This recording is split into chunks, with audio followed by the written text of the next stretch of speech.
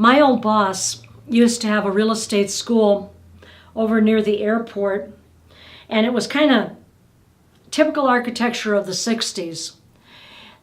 It was on a hill, and the very front door, you walked in and you hit a level that was like a platform, and you went down to the garden level where the offices were and up to the upstairs where the school was. The entire first floor was totally barrier-free accessible because it was on a hill. You could come in through the back door, but there was no way to get up to the classroom. So he tried to do everything that he could. He got a quote on an elevator.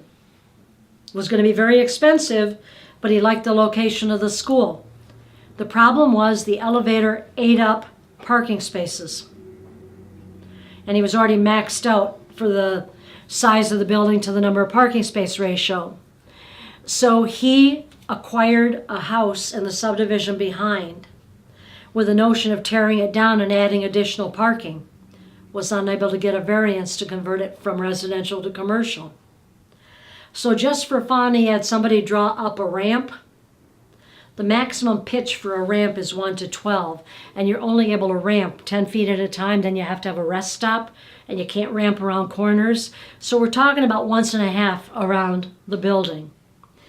And that really would not be reasonable because the upstairs classroom held 50 to 60 people, and it had 2 men's bathrooms and 2 women's bathrooms.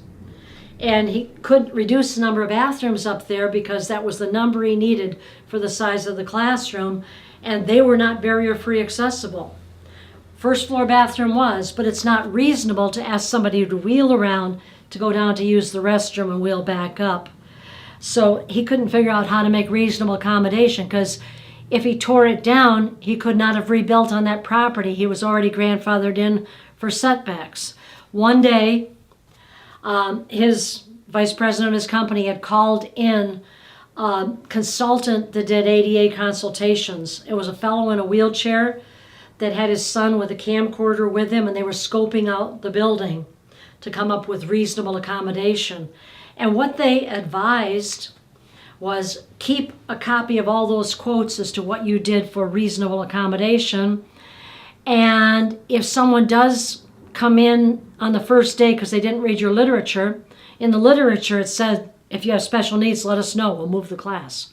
If they come in the first day and they haven't read the literature, install a 2-way closed circuit television between your office and the upstairs classroom, and they can attend class there. That may be reasonable accommodation.